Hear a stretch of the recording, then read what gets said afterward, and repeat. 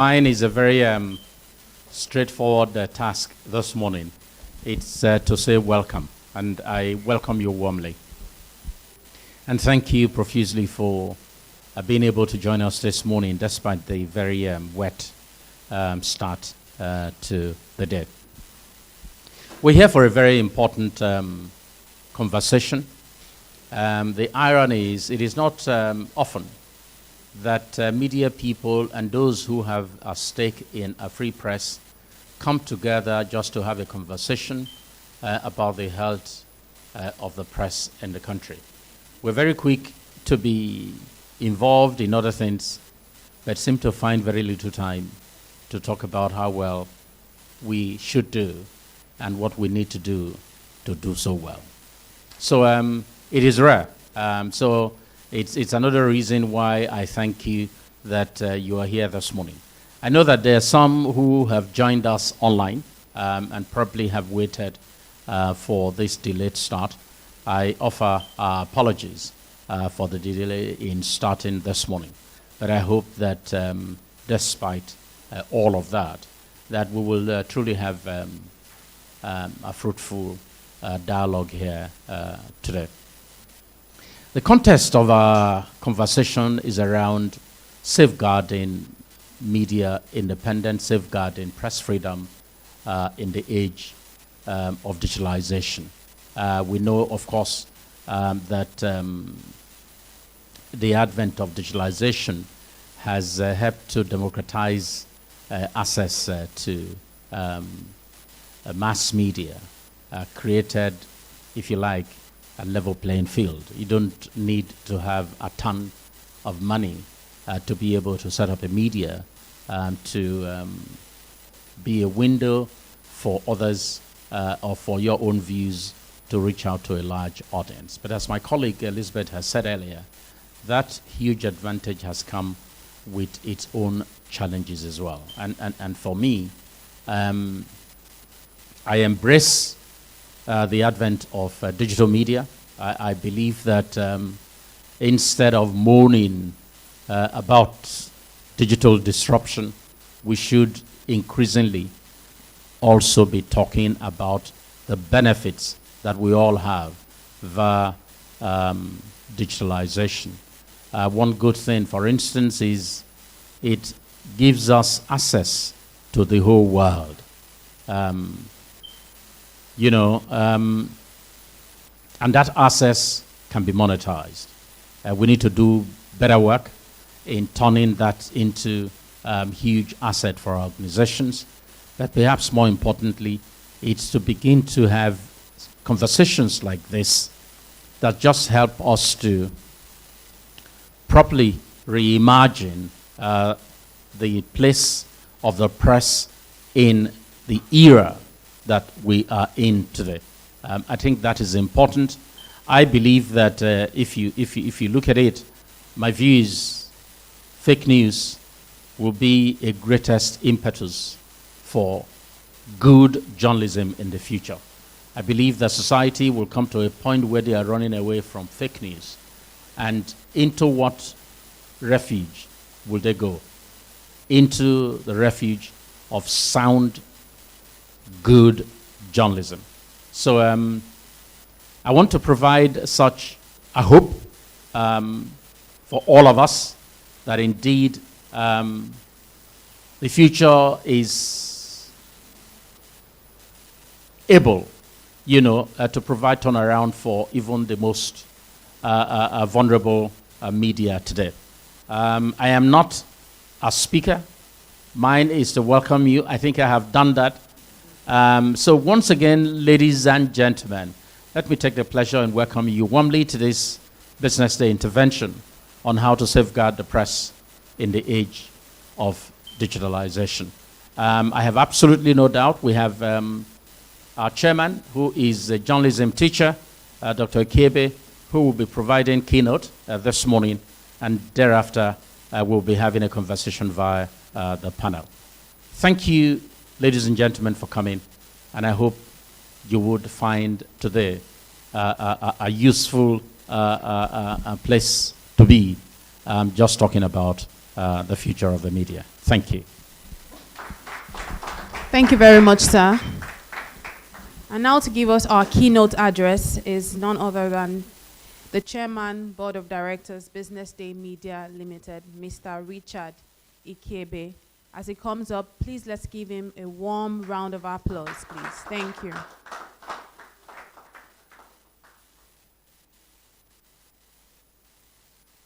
Okay, I think we'll have to hold on a bit for him. Well, I'm here. All right, thank you, sir. Good morning, and sorry I couldn't physically join you, but I'm happy to give a few a few remarks at the beginning of this very important policy intervention series. And I want to thank the publisher, Frank Aigbogun, and the organizer of this email, and for asking me to make a few remarks. Because it's a conversation amongst many people, I'm just going to choose one aspect of this, and so that the other participants and the panelists will have something to react to. The topic before us is strategies for safeguarding press freedom. Let me just confirm that you can see my screen. Hello? Hello? Yes, we can see your. Yes, we can. We can see your screen, sir. Okay. I just want to confirm that. So, safeguarding press freedom in an increasingly digital age. As it has been said by Ms. Musa and the publisher, there are so many advantages in this that the digital has presented us. But of course, within those advantages, there are also issues that we have to learn to deal with, which is one of which we are dealing with this morning. Before I go on, let me ask a very simple question. Where is Gembu? Does anybody know?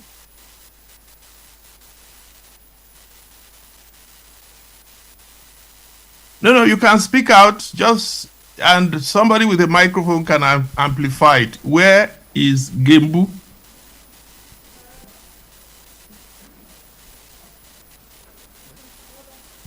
It's supposed to be in Borno State, if I'm not mistaken. You are mistaken. It's in Taraba State.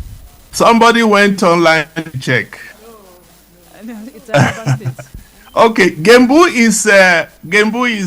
is a border town, the headquarters of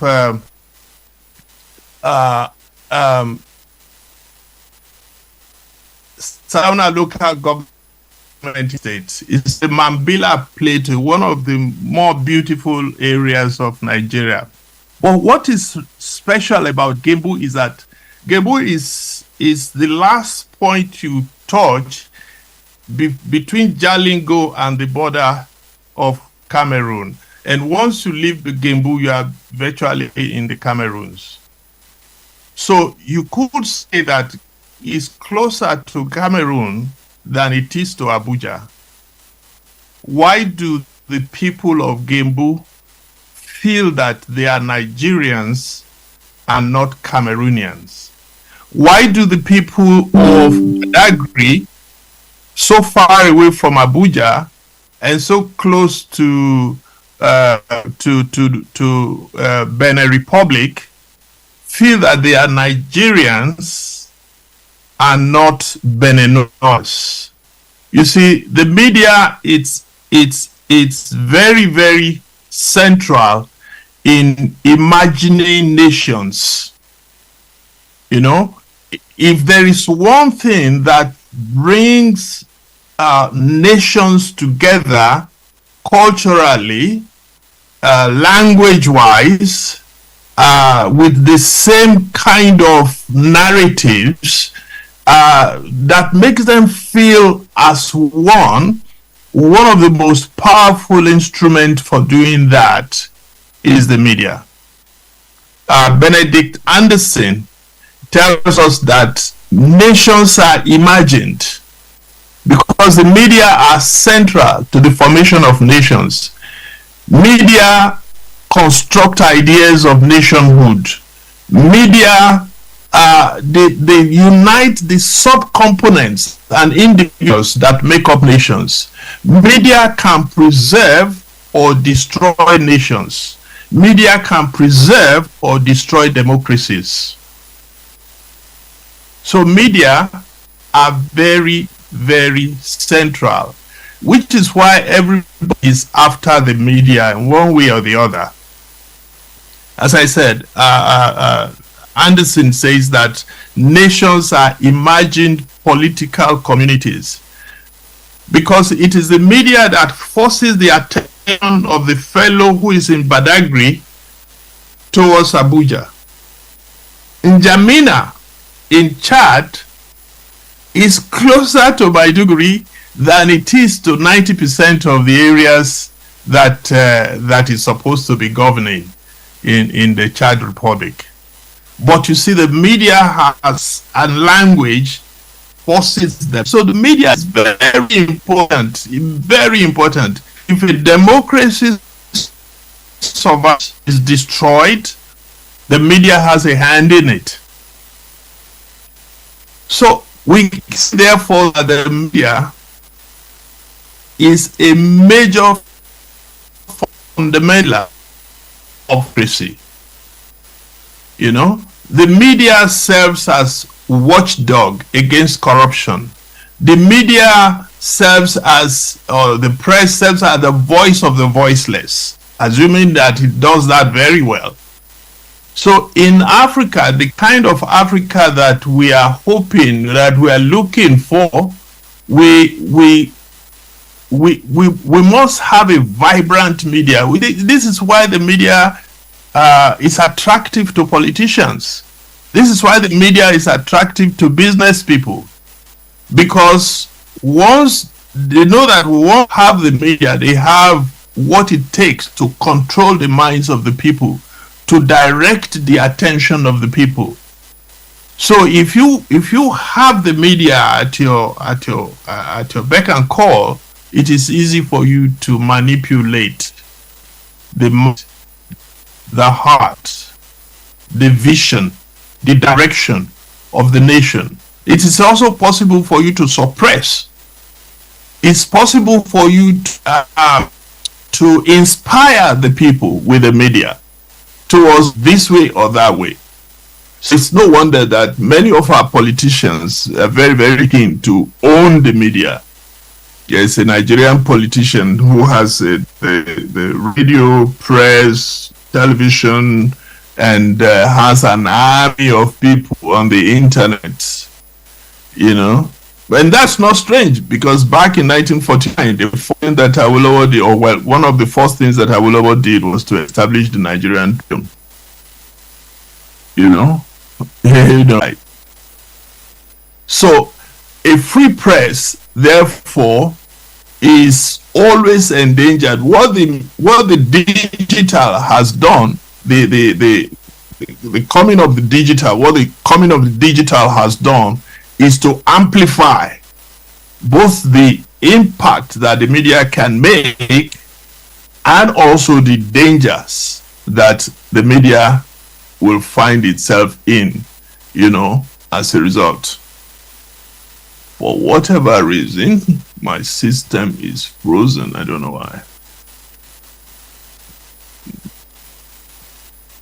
Okay, so what I want to do, because we have a panel of speakers, I'm going to dwell very briefly on the strategies later, but I want to highlight, in the light of Nigeria, I want to highlight the threats in a digital era. I want to highlight the threats. I'm hoping that the panelists who are going to discuss this will use this as a backdrop to begin to suggest what we can do to ameliorate the situation. So you have political interference, which is very well known. We have ownership and big business interests. You know, these are ways of interfering with media freedom. And what happened with no owner will use very few. I doubt if there is any anyway. Will use his medium or her medium to contradict whatever he or she stands for. You know, most people who establish media houses do it because they want to propagate certain ideas. You know, so owners and big business are very powerful, and they can control editorial content. They can stop certain things being published. So the threat to the media is not only from politicians. And I dare say that one of the worst kind of threats to the media is censorship, self-censorship, when people just sit down and say, look, if I publish this, they may ask for my head, so I better not publish it. You know? And in course of preparing these few remarks, I try to understand what is really happening, because we live in a nation and we can get so caught up in the things we are doing on a daily basis and think that really nothing is happening in the media. Oh, Nigerian media is free, you know, Nigerian media is okay. Nobody is a threat to the Nigerian media. But I found out in the last 5 years, maybe close 45 Nigerian journalists have been arrested, jailed, some imprisoned for over 2 years, some jailed without even anybody talking about them. You know, you have Jones Sabiri. If I ask you, do you know who Jones Sabiri is? Many people may not.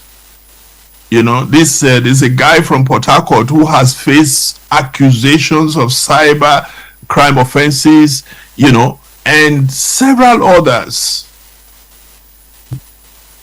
in the course of this. Samuel, you know, and this is one of the major failures, as the publisher, Mr. Igbogun, said at the beginning of this, that often the media doesn't really gather together to talk about its own problems, and as such, I don't see Abiri or Samuel Lugundipe's name. I don't see a campaign by the media, because when paying for others who have been incarcerated, you also protect yourself, because these 40 odd guys, I think there's one or two ladies amongst them, they are probably in the fringes of our media discourse, you know. So the threats are many, and I'm just going to take four of them very quickly. Political leaders, you know, Uthman Abubakar of Daily Trust, you know, reported a military operation and he became a guest of DSS. You know, Shore organized a protest and he was harassed and he was charged with treason. Ayodele Samuel and Akogun, they faced legal actions for reporting alleged corruption by state officials. The list goes on. These are political threats, that there are economic pressures, you know, on journalists, you know, and because of the way many of our media houses are organized, when they don't pay salaries and people have to find a way to meet their needs, this is a threat to press freedom. But we don't categorize it as a threat, because we would rather think that the problem is with the politician or the big business. No, this is a threat. If you don't pay your workers, if you don't look at the workers, because they will be forced to look for somewhere else to get money. Cyber attacks and surveillance. Joe Sabiri has faced this, and you know, he is one person. From my studies on this issue, if we were to look for somebody who has spent more time in jail in the last 5 years, it was probably Jones. You know, and journalists themselves need to be very conscious of where they go, what they do on the internet, because somebody is following them around. The story is told of one of the lady journalists in East Europe, in one of the East European countries, who the state wanted to get rid of her, and they set up some surveillance system in her home, in her bedroom, you know, and they started publishing very bad pictures about her, you know, very embarrassing pictures, very, you know, of whatever she was doing in her bedroom and in her home, you know. So there are all kinds of attacks, you know. So journalists are very careful in terms of this type of, and then there is misinformation and disinformation. Stephen Kefas lives in Kaduna. I've met him. Stephen Kefas only republished what somebody else had published in Facebook. It was the story that he was accused of was first published in Sahara Reporters. He picked it up and put it on his Facebook page, and he became the Kaduna State government went after him like with a sledgehammer.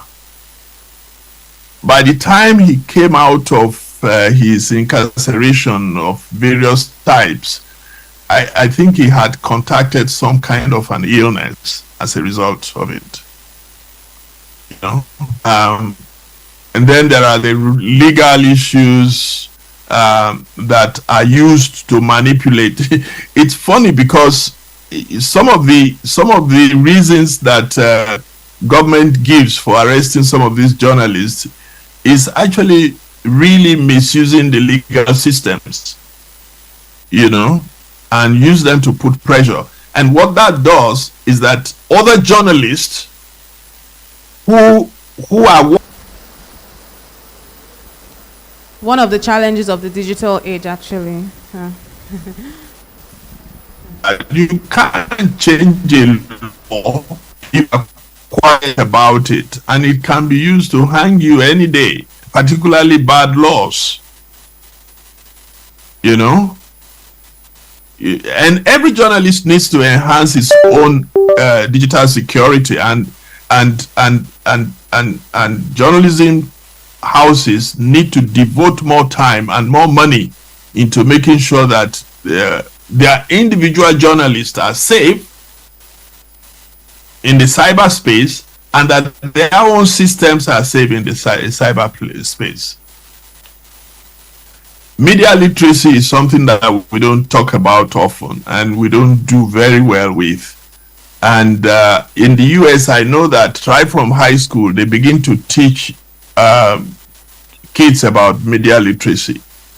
You know, somebody sent me a post yesterday and said that Senegal has left ECOWAS. I shook my head. I said, nah, those guys who have just taken over in Senegal, they are young, but I don't think they are this foolish to leave. And the reasons they gave were so puerile that I didn't look at it twice.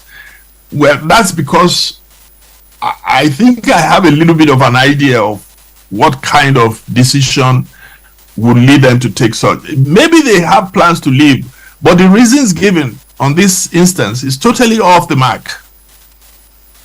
And what did I do?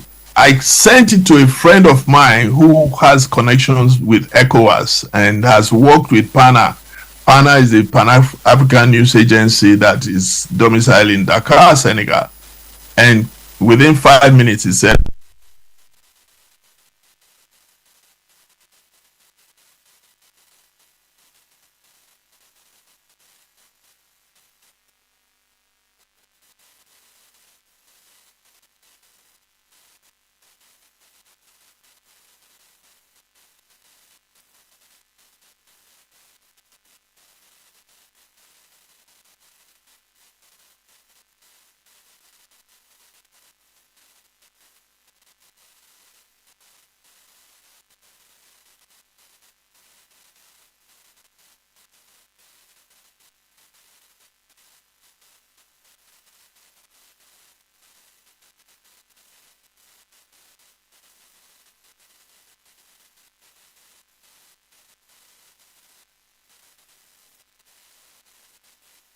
read them to send money to keep them going.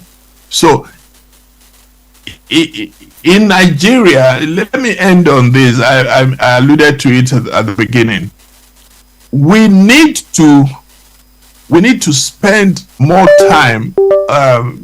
The Union of Journalists, Nigerian Union of Journalists, the Guild of Editors, we need to make more noises about the protection of our journalists on the field. There are more external bodies like the Committee for Protection of Journalists saying more about what is going on to the Nigerian journalists in incarceration than we are at home. I think I will end here, and I am not sure that this calls for any questions, but if there are, I am here to answer them. Thank you very much, and God bless you. I wish you very wonderful deliberations. Thank you. Thank you very much, sir. Thank you, Chairman, Board of Directors, Mr. Richard Ikebe, for that brilliant keynote address. So we will not take any more time. I'll be inviting on stage the next segment, which is our panel session. So I'll be inviting Mr. Dikpo Oladeinde, who is the moderator of this session, and he will make sure that he would welcome the panelists. So please, let's make him feel welcome with a round of applause.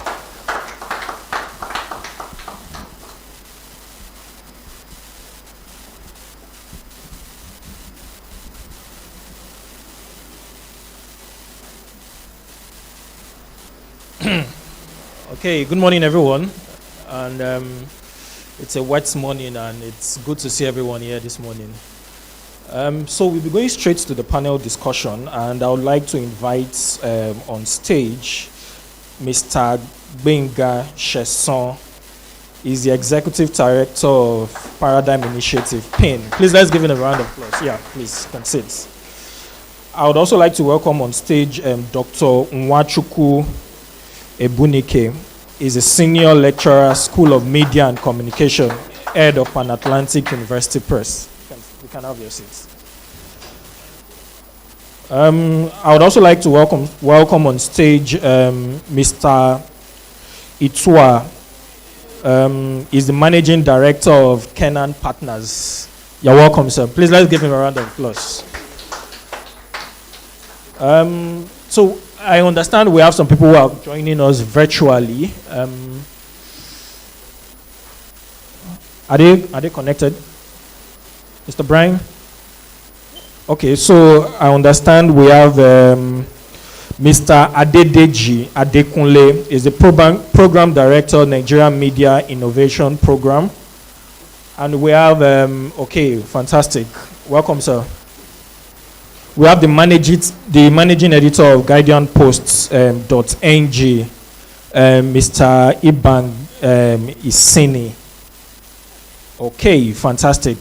Please let's give each and every one of them a round of applause. And yes, and so I would have my seats here.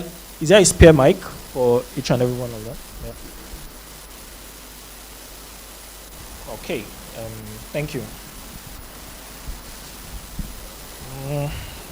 Okay, so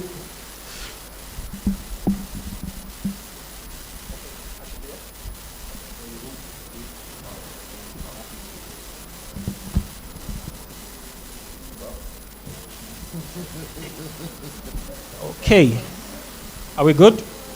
Oh, okay, fine, fantastic. So, we've listened to the publisher of Business Day, Mr. Frank Aibugun. We've listened to Mr. Richard Ikebe, the chairman of Business Day's board of directors. And one thing that is very topical today are the strategies for safeguarding the media. The media is under all sorts of challenges.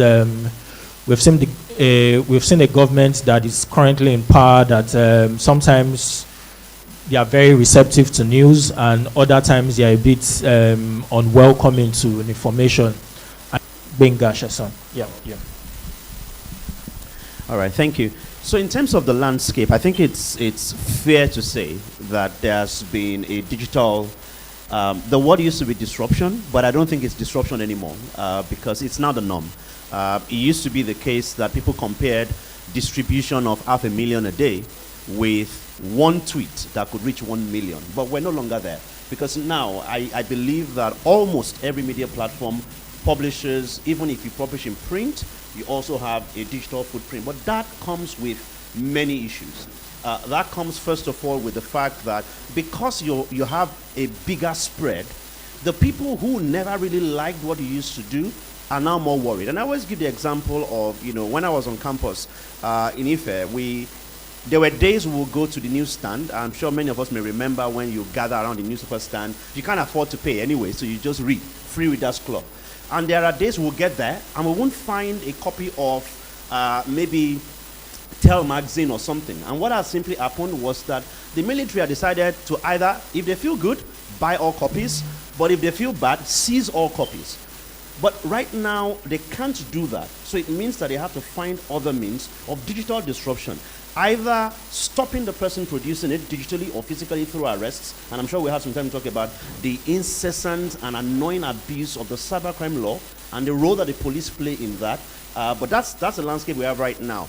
The fear of the media has now multiplied because it's no longer about 500,000 copies. It's now about millions and millions of footprint. And that means that the media is under a bigger threat. And then the media, of course, as a fourth estate of the realm, has to also reposition itself and make sure that it is resilient and that it gets help from as many stakeholders as possible. Thank you very much. Just can we have Mr. Deji Adekunle air his view? So we'll just we'll take it in that sequence. Can it come on? Okay. Yes. Yeah. Fantastic. Okay. Can you hear me? Yes, we can. All right, great. Thank you. I'd like to just say thank you to the organizers and everyone for putting this together. I think it's an apt conversation, and I'll start on the backdrop of events of just last week, where there was even a protest, and after 10 days of arrest, a journalist of the Foundation for Investigative Journalism, Daniel, was released after a lot of uproar. And the tool that was used, like you mentioned, was like Mr. Binga mentioned, was the Cybercrime Act, and we're still having discussions around this. So the physical threats, the interpretation of security agencies of these acts and these laws are a very, very, very clear problem, and we've seen this over time. The Jones Aguirre case that was mentioned by the keynote speaker was a misuse of the Terrorism Act because it allows a 30 to 90 day hold of people without having to actually present a case before a judge. So there are these gray areas that are being manipulated and used to attack journalists and shrink the civic space as we know it. So at the policy level, there's a lot of work to do: criminal libel law, cybercrime act, and terrorism act. Also taking it downwards, there's also what we call SLAPs, right?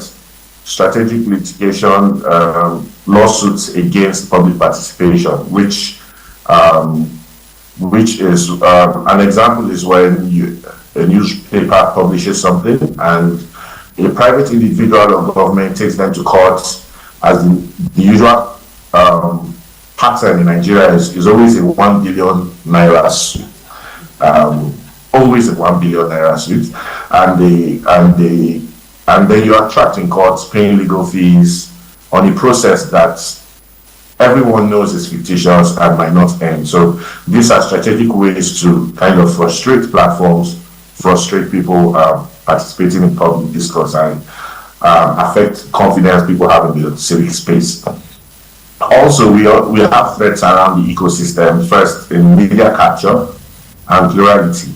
Media plurality is extremely important if you're going to have the kind of robust discourse that enables a democracy like ours or a community like ours to thrive and grow. However, the media capture, and it's very evident also from the keynote speaker at the last comments, the interest of politicians and other people who are not as altruistic to want to own media, to push agendas. And that is a very, very huge threat because it erodes trust and also affects the ethics of the practitioners in such institutions. So that's also very important. So media capture, and that is tied also to the financial sustainability. Independence is a key thing in press freedom. If independence isn't there, like what they say, he who pays the piper dictates the tune. If independence isn't available or isn't a characteristic of a platform, then bias seeps in, and that reduces the trust in the ecosystem and in platforms.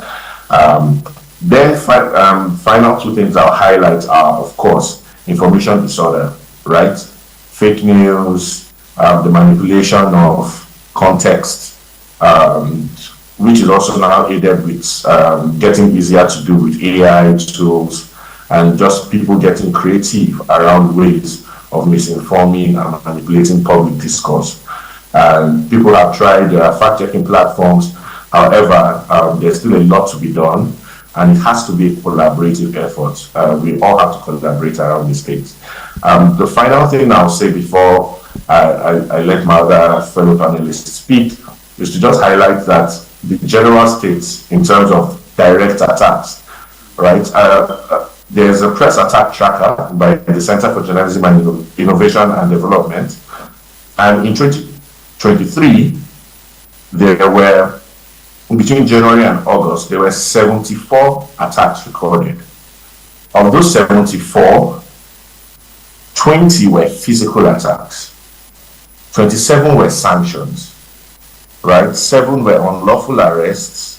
Then we have, of course, denial of access, equipment damage, harassment, imprisonment in one case, and threats to life in the other case. So there are so many ways, and there's a diverse way, there's a diverse stream of opportunities for attacks to be made on journalists, and it comes from regulatory bodies, individuals, political thugs, state actors, and security personnel, and we have to think about it holistically. But the most important thing I've seen that has worked so far is collaboration, us coming together, being vocal about our issues. We are good at telling everyone else's story. We need to start telling our own as well, and ensuring that we have a space that can thrive. Yeah. Thank you. Thank you very much for your insights. Dr. Wachuku, I mean, you've listened to, it seems there are threats everywhere. So beyond just identifying what are the growing threats to the media, I would also like you to identify what proactive steps do you think the media landscape should be taking to avoid this threat swallowing each and every one of us. Okay, thank you very much. One thing is obvious, that there has been a shift, and that shift is that it was no longer as it was some many years ago, where there were those that officially were providers of news. The question of the media, in which it has to reinvent itself, even within the core moment in which we find ourselves, is first and foremost that within the digital age, that this function seems increasingly fused into one person: producers, the producer of news is also, in many regards, the consumer of news. So now, the critical question, who is then a journalist? Because without factual information being provided, it's practically impossible within the digital landscape and within this core concept of producers, where anybody with a smartphone can produce information. And precisely because of that, you have the whole array of mis, dis, and mal information that has really categorized in ways that are quite, scary to our grandparents. So that's first and foremost. However, precisely because you still have, to a large extent, media organizations that are still, as it were, faithful to their calling and are trying to provide factual information, there will always be that constant tension between them and state actors. And it's something that has always been there, down to the authoritarian media theories and morphing into military dictatorships, and now we have seemingly democratic governments that are only democratic in name. Precisely because of that tension. However, because of the context in which the landscape has now evolved, things have changed, but they have remained the same. It's the same old coin. Government or state actors will continually fight and do everything within its possible power to control, manage, and suppress information. The question now is, what are, so to speak, within the context in which we find ourselves, sustainable means of moving beyond that? Because it might have been easier some 20 years, 30 years ago, where you ban a newspaper and that is that. Or you more or less arrest the publisher and throw them into jail, and that is the end of it. Unfortunately, things are no longer the same. However, it also begins, and that is part of what perhaps we're also going to see within the context of this conversation, how the state actors and the enablers, I mean the enablers also, in more often than not, as research has shown, telecommunication companies and big tech have also been complicit in muffling and stifling the free press. So the threats are there, but there has to be a little bit of change, so to speak, in the way in which is now being tackled within the context of a digitalized world. Okay, we'll go virtual again. Thank you very much. The editor of Guardian Post, can we see him? Okay, so thank you so much. Yeah, so thank you so much for having me. My name is Ibang Isene, not Ibang Isene or what. And my organization is Guard Post. Ibang Isene and Guard Post. Thank you for having me for this discussion. Increasingly, the digital space is giving journalism or the media a very hard work. And I'm saying this with all sense of responsibility.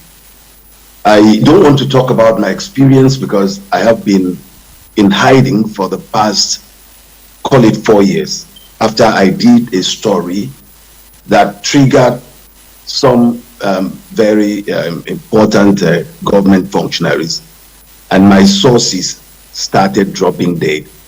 At the end of the day, about 13 or 5 of my sources and members of their families, altogether 13 persons, died in Nigeria.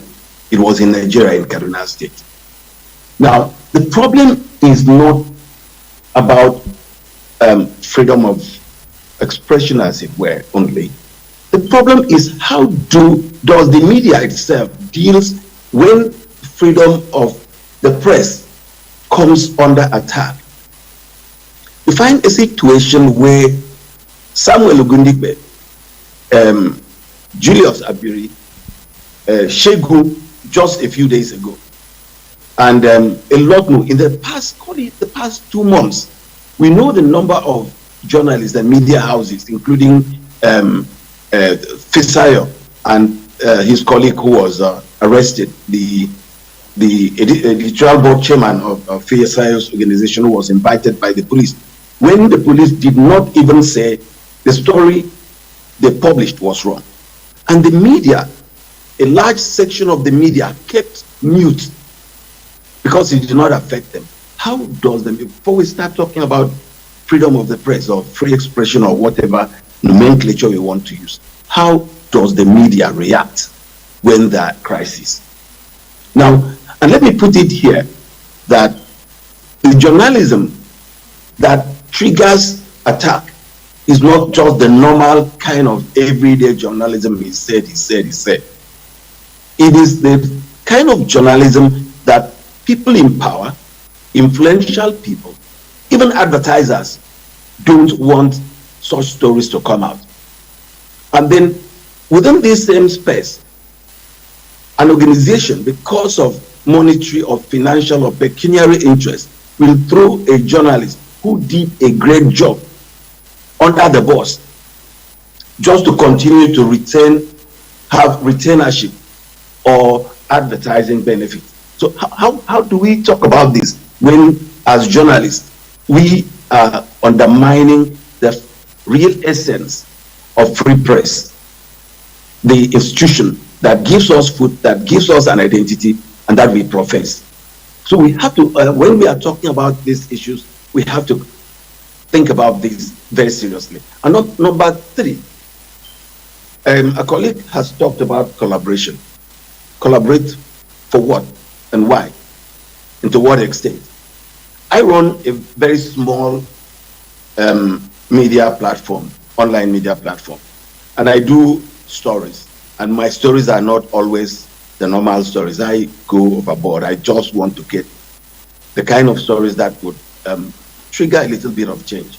Not that I have a messianic tendency, but I just love investigative journalism. So when I do these stories, and you go, look, you've done everything. I've won awards everywhere. And my story, I've never gone to court. For about 25 years, nobody has charged me to court. And you take your story from your small platform to a bigger platform, please, let's go publish. That's part of collaboration, so that you reduce the tension on me.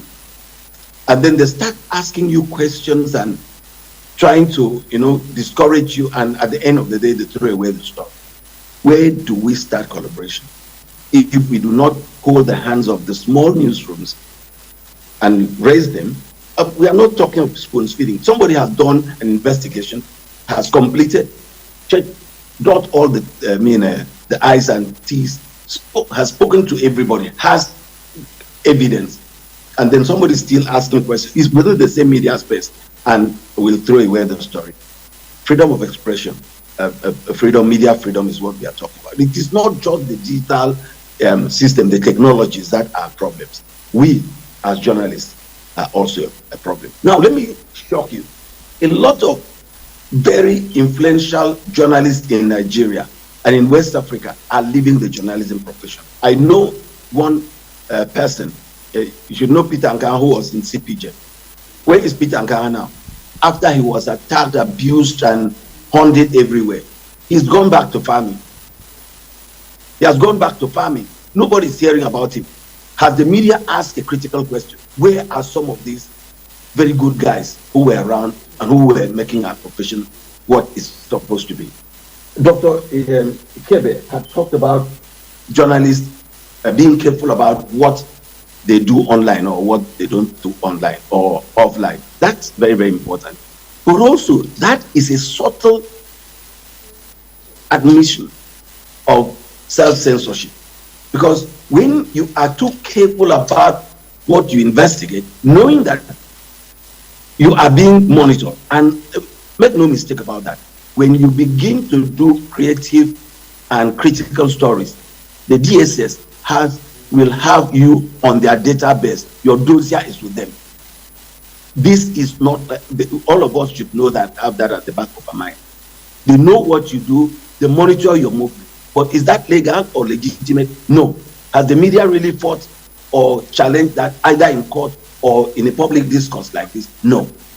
So when we want to talk about preserving our independence, our freedom as media people, as a media, we should also begin to interrogate these narratives, these situations. The charity should begin at home. Now, it is not all bad. There are a lot of good things that are happening. For instance, when Shegun's issue came up, all the media came together and we shouted. Okay, so can you begin to the one they just released? Press for time. Can you Hello? run? Yeah, I'm listening. Can you press? Okay, so there's also a wake up. Journalists or media organizations are now waking up and sometimes addressing, but it is not enough. I'll come back if you ask me what to do. Some of the strategies, I'll say number one, we should adopt an encryption system where when you are working, when you are sharing your story, or when you are doing your story or sending your story across, you encrypt it. And there's certain platforms that we use that could help. Joining organizations like Forbidden Story could also help. Creating tools or using tools that keep you anonymous will also help. Dr. Kide talked about legal provisions. We have to advocate for a situation where we shield journalists or find a way to advocate to stop slap legislation or suits. That could help. If you have me again, I'll talk about more. Okay, more. Thank you very much for your robust contribution. Thank you. So we'll move to the only lawyer in our midst, Mr. Otua. And one thing that has been topical is the cybercrime law. Almost every journalist is concerned about that law, and a friend once told me behind closed doors recently that every journalist profiler with the security agency, and the moment you do a story that is not comfortable with them, they know how and where to find everyone. And so, I mean, as a lawyer, what are the laws that protect journalists in Nigeria? And I also want to hear your view about the cybercrime law, how that law was passed and everyone didn't see the danger of what they are currently doing coming. All right, thank you, and thanks for having me. I will start by saying that, I think it's fine. By saying that as journalists, you are feared, you are respected. Forget what you hear, what you see. As a lawyer, I know that the reason why they are after you, after journalists, is because they know you have the keys to unlock their secrets, what they do in the secrets. And so I've come to say, don't be discouraged. They may file lawsuits, libel suits, but how easy is it for them to establish it? I have noticed in practice for over 20 years now that it is not always the case that when a suit is filed and they ask for 1 billion naira, that they always get it. Oftentimes, it is difficult to establish because journalists also have protections, they have defenses, and those defenses are constitutional. So it is not always the case. So when a suit is filed against you, get a lawyer, defend yourself, and let's see how they would get judgment in their favor. In any event, we have layers of court. So you lose in the first court, there's an appeal court that you can always go to. But it is not the case that a lawsuit is slammed against you and then you take the backstage. Please, we need journalists all around us. Otherwise, things will go south. We have issues today but for journalists, we will not even know what is happening. There are so many laws governing protecting journalists in this country. The first is the Constitution, which is the gun norm. We have the African Charter of Human and People's Rights, and you also have the cybercrime laws. Now, how these laws came about, I think it is an open case. Ideally, there should be some public sessions when laws are being made. But oftentimes, because of some hidden agenda, they do these things behind closed doors. And before you know it, these laws come out, and then we're all bound by the law. My advice today is that as journalists, we should monitor what happens at the National Assembly. We should ask questions, we should interrogate the process. If we keep quiet, these things will come someday to haunt us. But even when they come to hunt us, we should also not take the backstage. You have laws that also protect you. And so we should always stand by what we believe. So long as you have justification for your actions, the law will protect you. Then finally, I will say this, that the court systems too have not also helped, essentially. We've seen situations where journalists are not allowed to cover cases, criminal cases going on in court. And I think this is not good for a democracy like ours. It is a threat to democracy, because if these things are done in the secret, then there's a problem. The laws allow journalists to cover proceedings. If a judge must prevent you, then it must be within the ambit of the law. And the journalist should have the right to know why he or she is being prevented. Thank you. Thank you very much. So we'll move to Mr. Benga Sheson. I think one thing that is my major takeaway from the discussion so far is,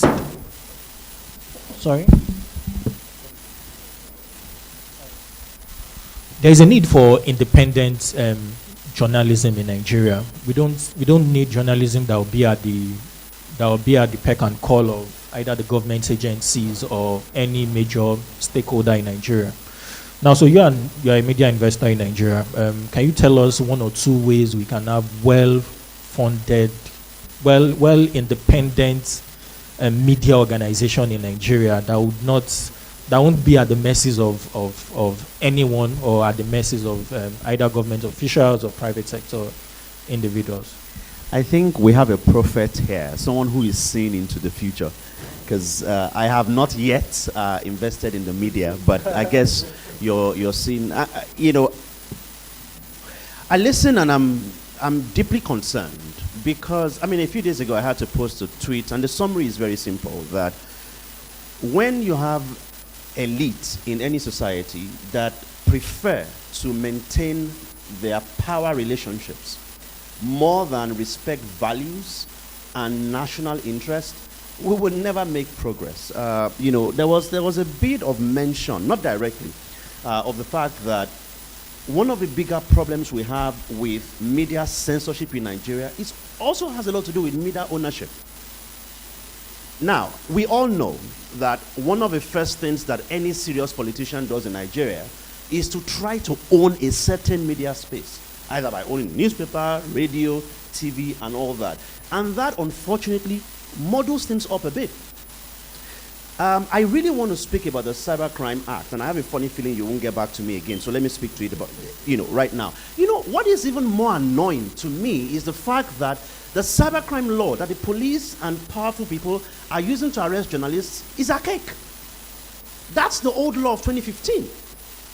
There is a new act of 2024 signed by the president on February 27. There's a whole story around how that wasn't, well debated, and it was passed. And the section 24 that is being used, section 24 on cyber stalking, that the police used to arrest Daniel, for example, it no longer exists in the form it used to exist. The vagueness of that section that it used to arrest journalists has disappeared.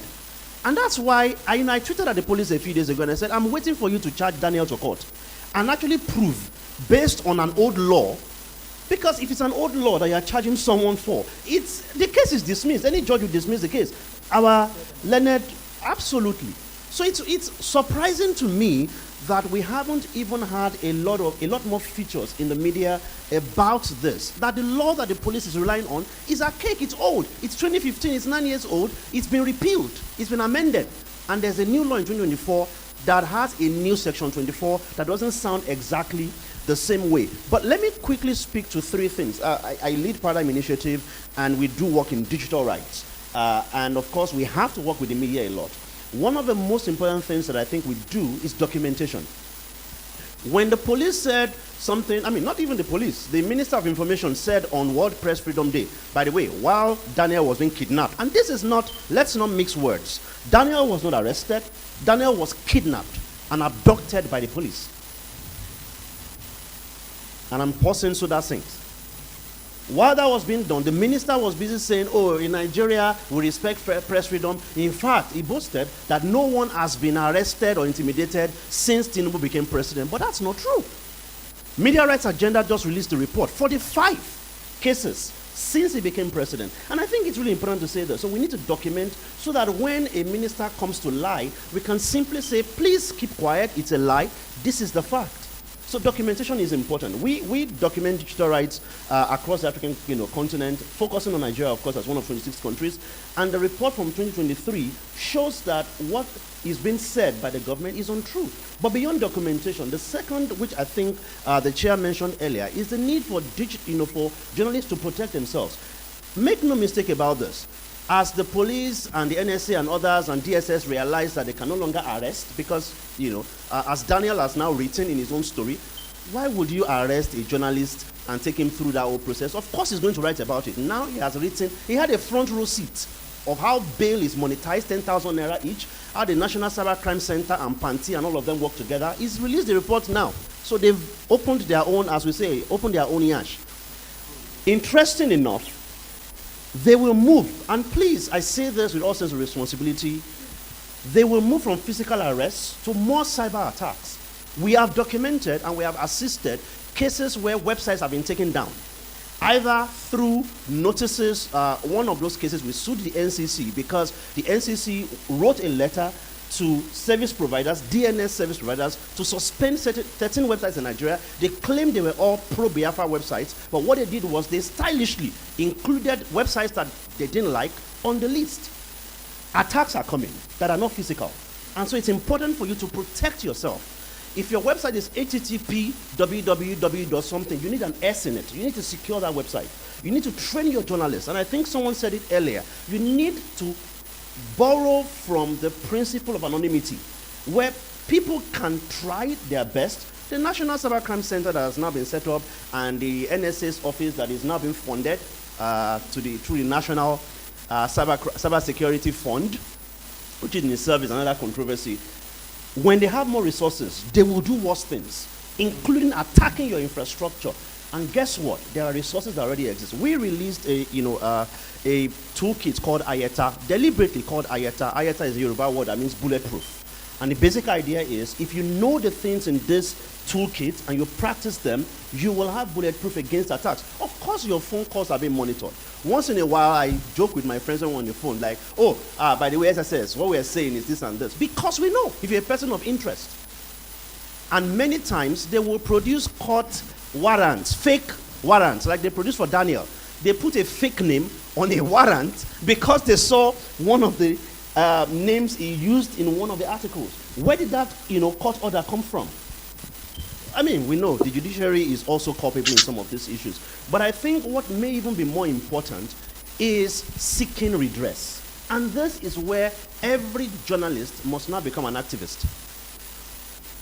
I know that sounds weird, because I've said the same thing to companies, to tech companies. Government tells you shut down, and you shut down immediately. Of course, you keep shutting down because you believe you don't want to lose your license. But what we did the last time Twitter was shut down was we went to court and sued one of the companies, one of the telcos, for 5 billion.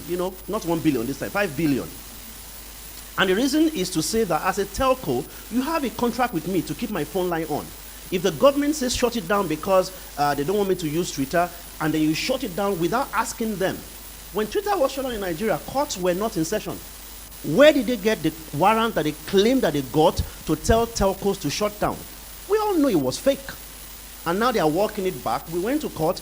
Eventually now they are calling it an academic exercise because Twitter has now been restored. But let's not even go there. But we must test the laws. Media houses, media practitioners. I know that when we talk about some names, when they mention Showore, some people think, activist is not a journalist. I think that every media house in Nigeria needs to, number one, proactively protect itself. Challenge the cybercrime law that is being used to intimidate you. Because the truth is, it doesn't exist the way anymore.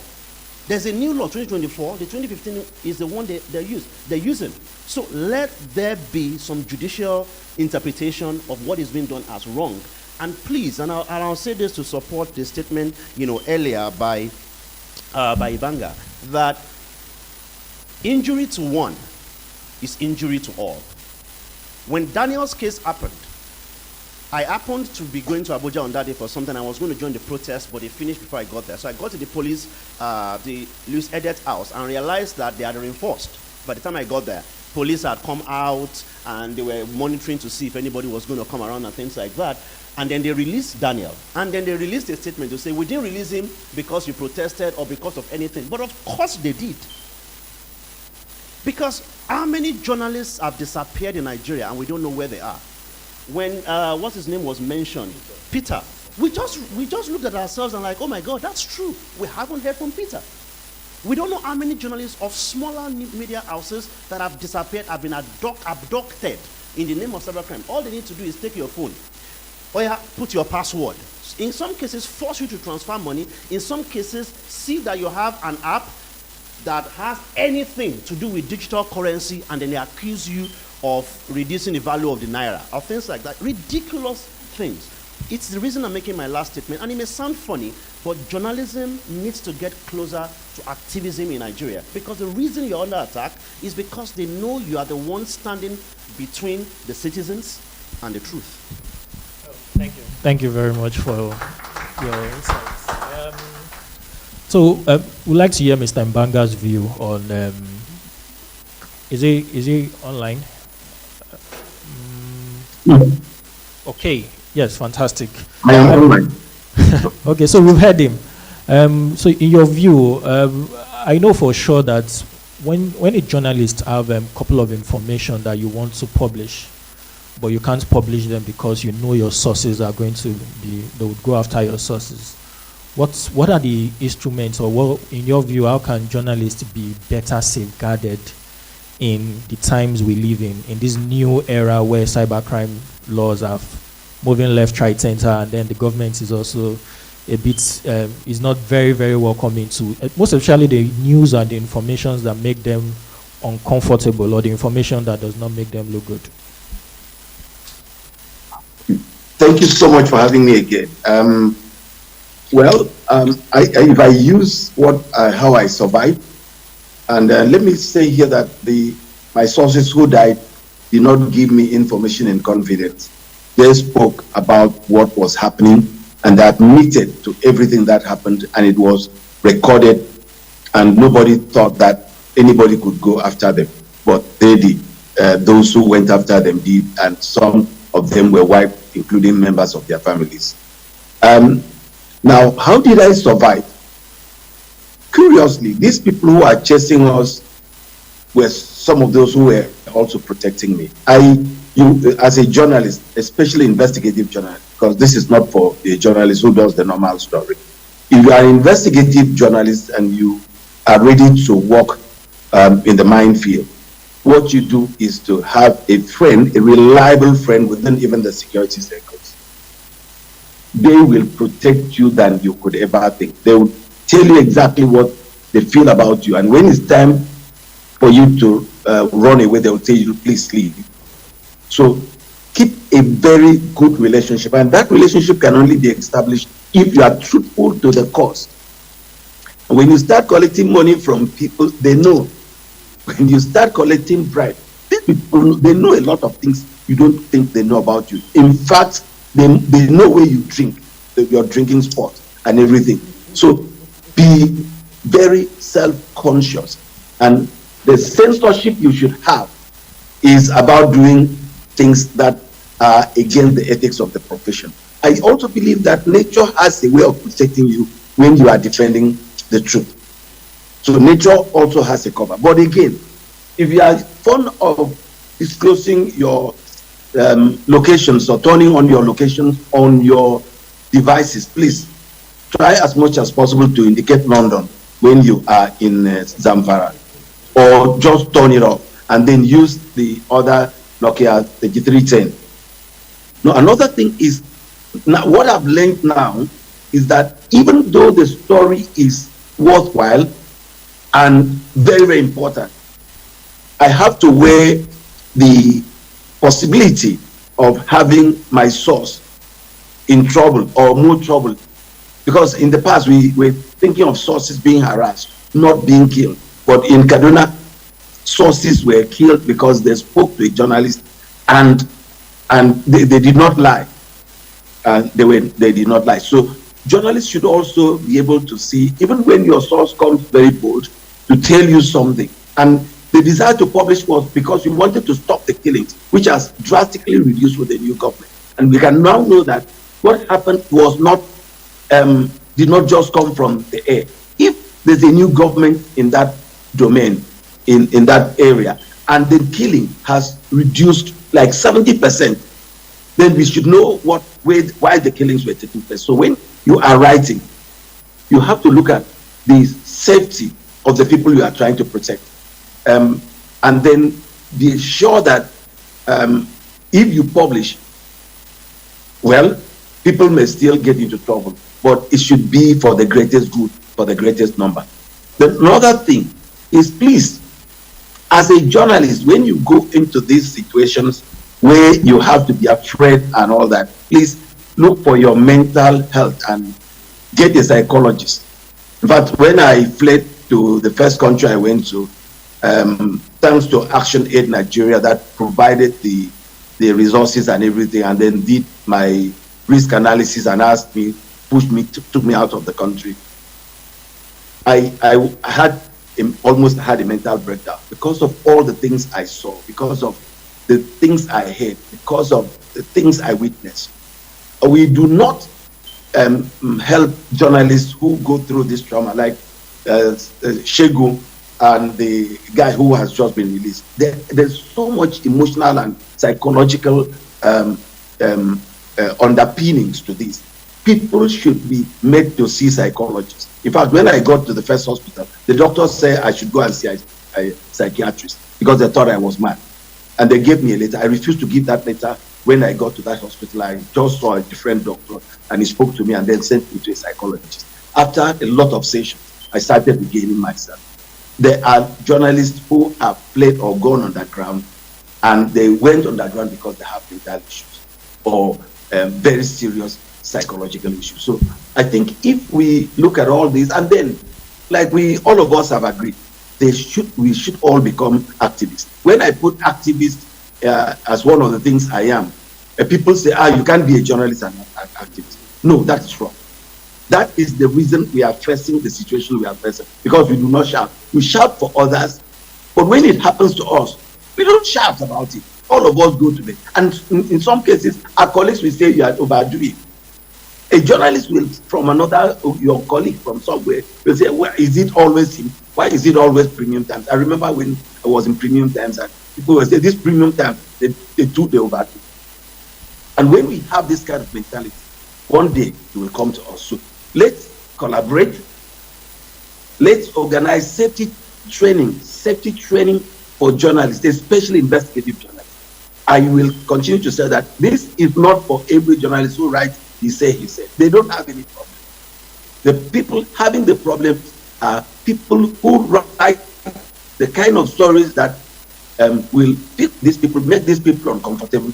The cartoonists, like the cartoonists on Business Day, Sukwo, who would do those kind of depictions that totally makes them angry.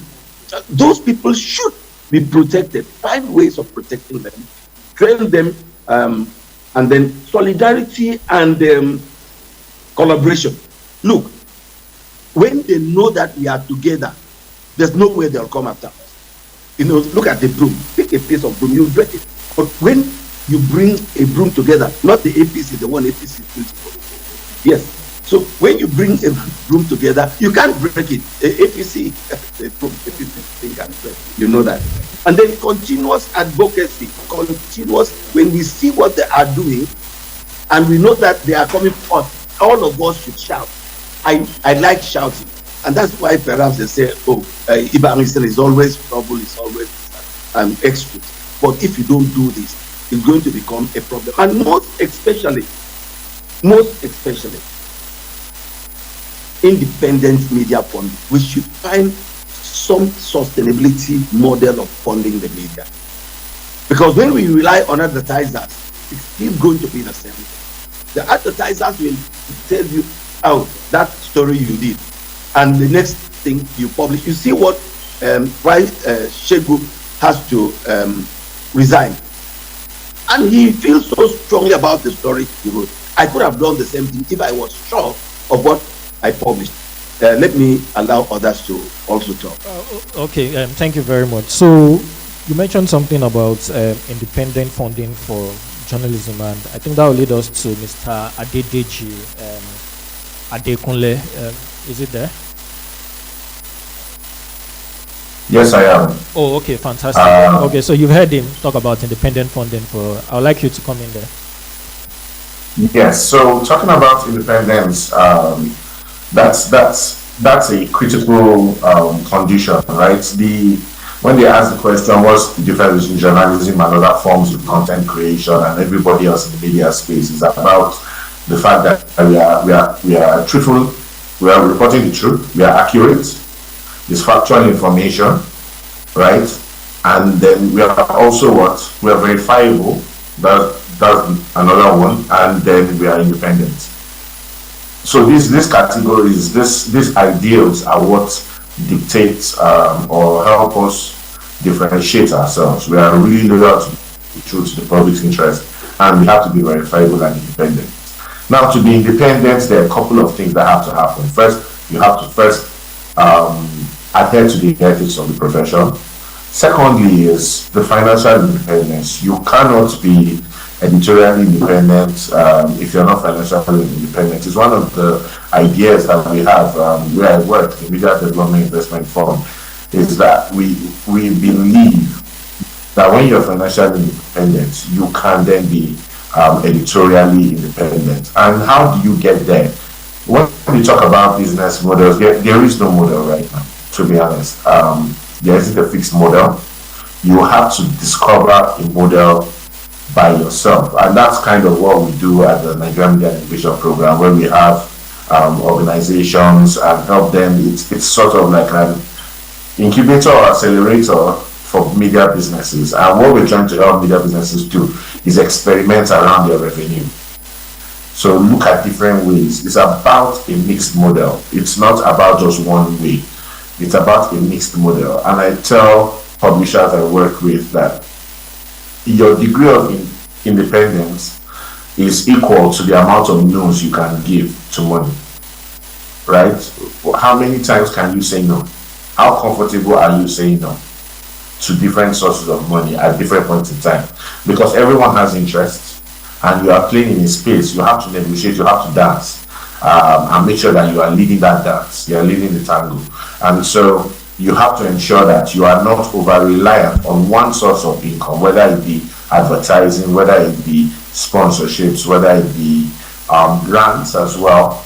Anywhere you're getting your revenue from, you have to ensure that your goal, your purpose of your platform is well taken care of.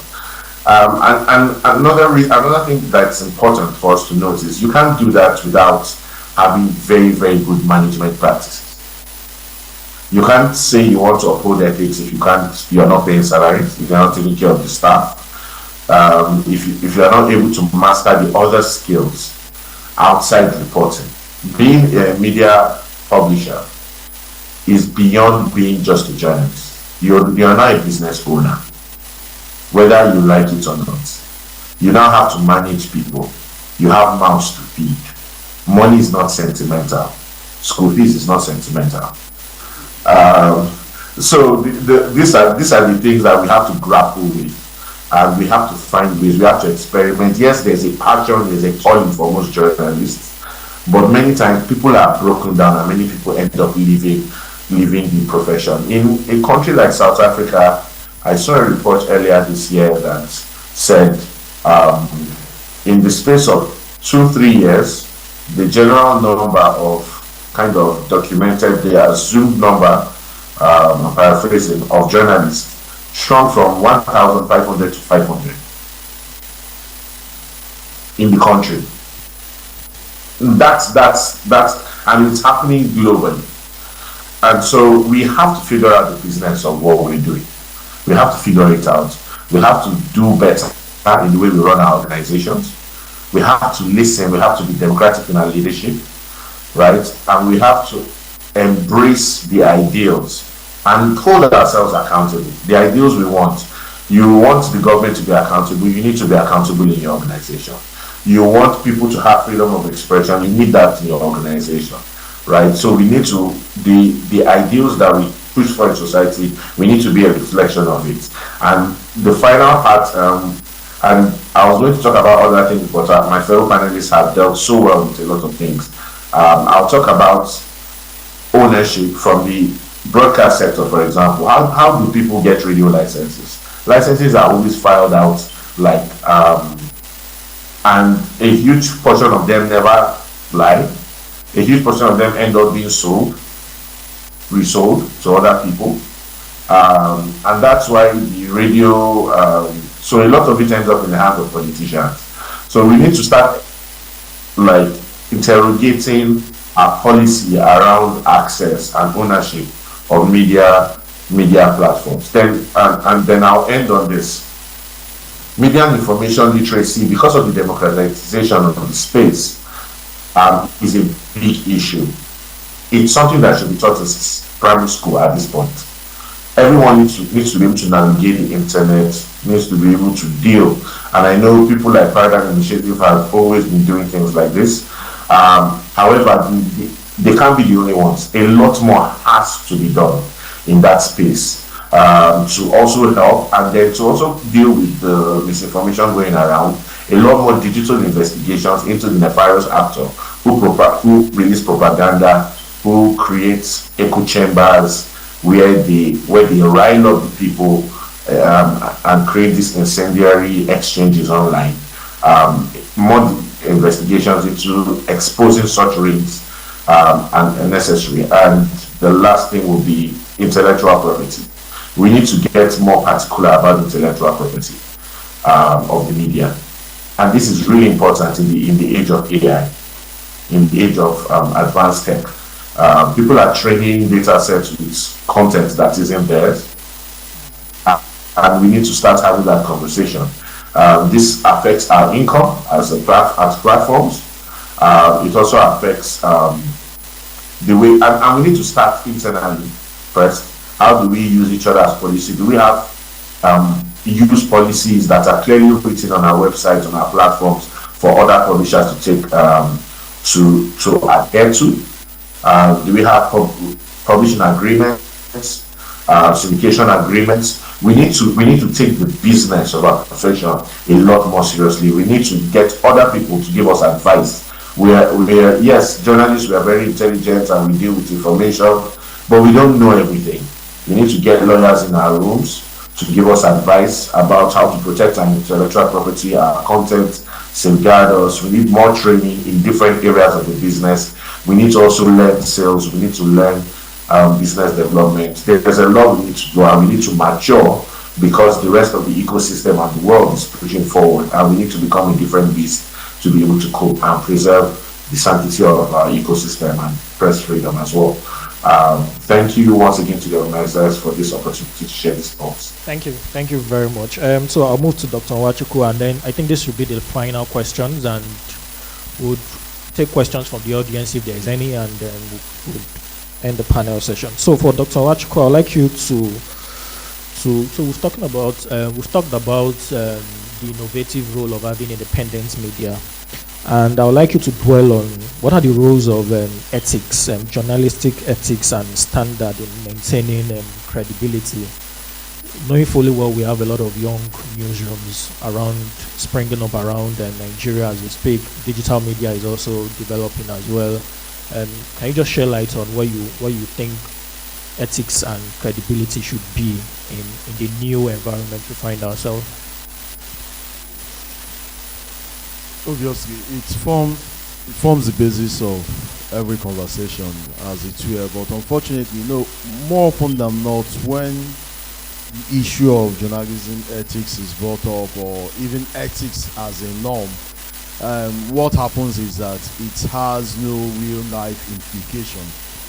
And unfortunately, precisely with that sort of mindset, already one has already formed the basis in which every other disaster now comes to fall apart. To give you a typical example, what does it matter for a businessman to be ethical or not? We just published a second edition of a book, which you are all invited, by the way, Fundamental of Business Ethics, and we are going to have a panel discussion next week on that with the author. And one of the things that is quite prime about it is that you take out the basis and ethical underpinnings, as it were, from any other thing, and even financially it dives. It's just as simple as that. What has happened to the media landscape, on which we have also practically touched on various aspects since for past few minutes or hours here, is precisely because that once the ethical basis is no longer there, there is no other conversation. What is the truth?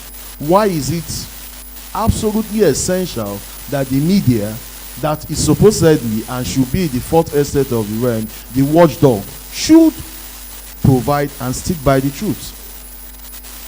What has happened is that over time, precisely because it looks as if it's no longer necessary, or that the ethical basis is no longer important, is that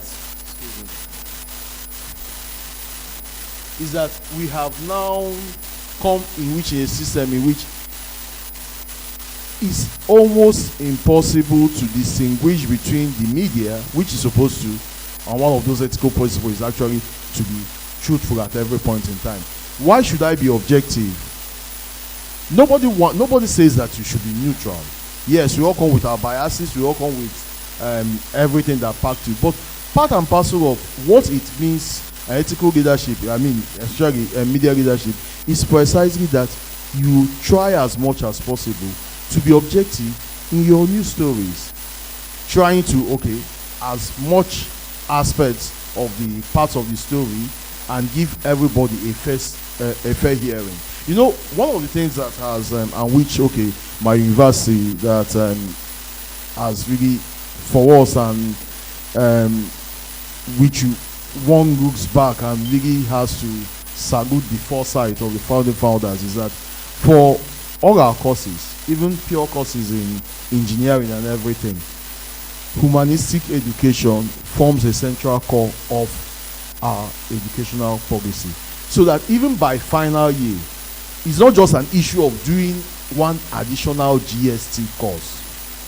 Because remove that from fundamental aspect, man becomes a beast.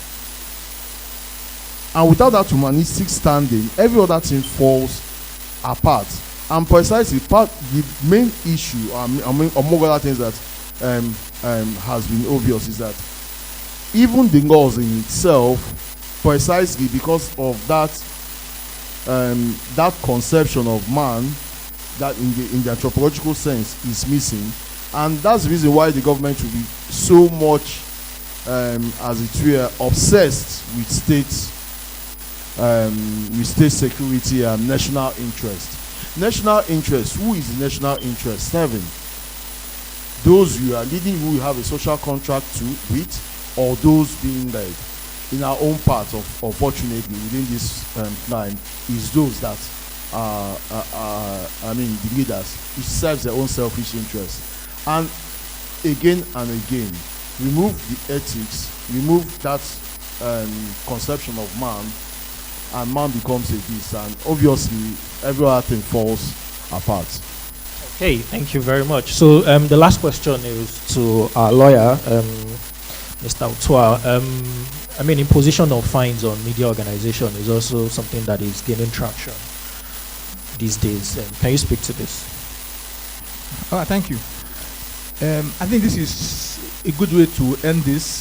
Sometimes the fear that media houses have is that regulatory bodies will impose fine if they try to take steps that are in the views of these regulators otherwise their power. But I'd like to state that it is also good to test the law. Sometimes some of these laws are inconsistent with the Constitution. For instance, there is a judicial pronouncement by the Court of Appeal that regulators do not have power to impose fines. In other words, the act of imposing fines is a judicial act. If you want, sometimes there are laws that give these bodies power to impose fines, but they are inconsistent with the Constitution. And to that extent, it is null and void. So sometimes when you see some of these laws that says, oh, if you publish something or if you do something, they would impose fines on you. And if they try it, test the law. The court has the power to strike out that section of the law that is inconsistent. Only the court can impose fines. So where in the eyes of the regulators, the media house has done something that is wrong, you cannot on your own impose fines. There must be fair hearing. You must hear the other side. So it is the court that has this power. So when it comes to this stage, the media houses are advised to test the law. Oftentimes there is this fear of suing your regulators. But until we start testing the law, we will never move on or move forward. Thank you. Okay, thank you very much. Please, let's give them all a round of applause. I think they've done. So, do we have question? Any? Okay, please, let's give them a round of applause once again. Oh, okay. Sorry. We'll take just one.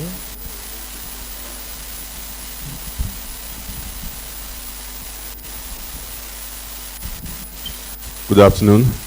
My name is Michael Femi Ali. I'm not in the media industry. I'm an architect. I operate in a very regulated industry, although we have a lot of quackery around. And I see something similar also taking place in the media industry, where we have recognized names, we have recognized media houses, and I also believe your industry is equally regulated. But with the rise of social media and all that we have today, there's a lot of news that goes around. How do we censor? How do we check? How do we know which ones are real, which ones are fake? Because there are just too many news. We go to Twitter, everybody is a journalist these days. Every minute somebody is posting something, whether it is true or not, and it leads a lot of people astray. I am sure that so many people have the same sentiments as well. So how do we sieve this news? How do we get around it? Thank you. Okay, I very much like that question. How do you censor? I think I get the point. We cannot legislate good behavior. And I think that has unfortunately been the stance of the government.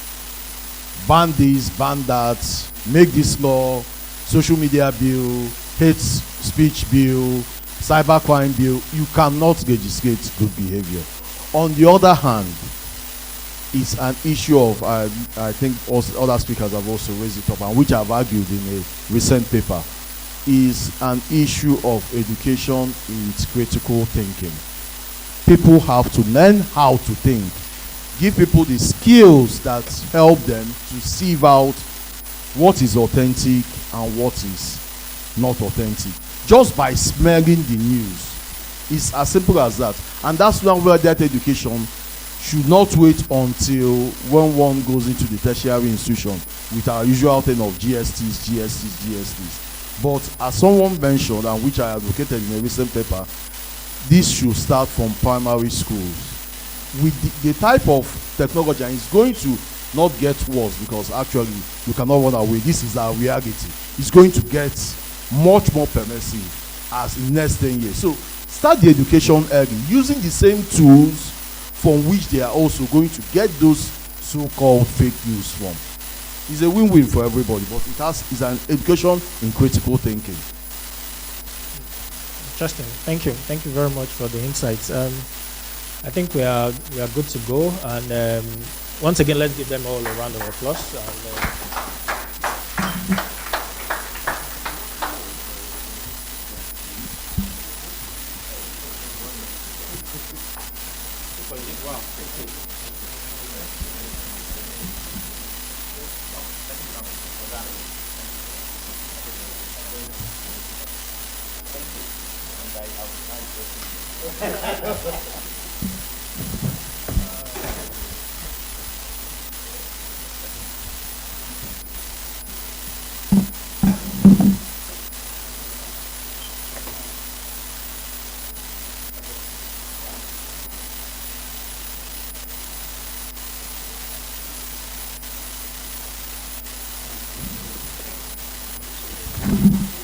I'll be handing over to Elizabeth for the concluding remarks.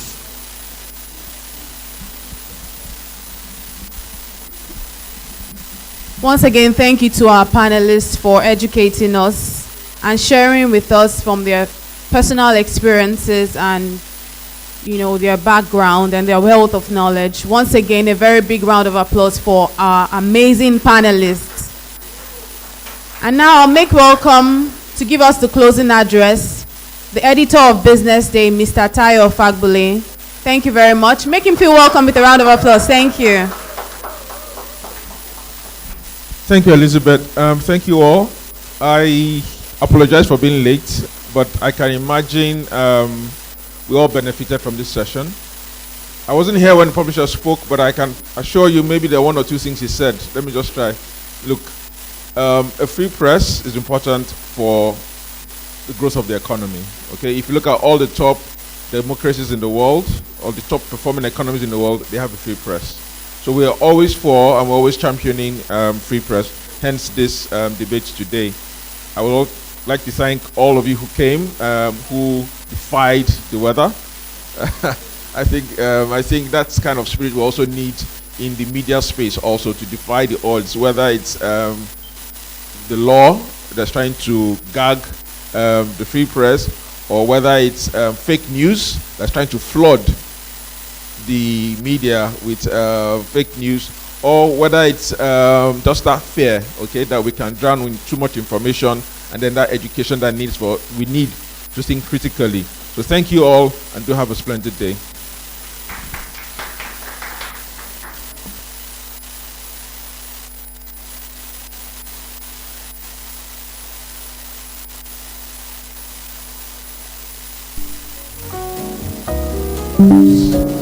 The American Corner. Without them, this couldn't have happened. A big thank you to the American Corner. Thank you very much.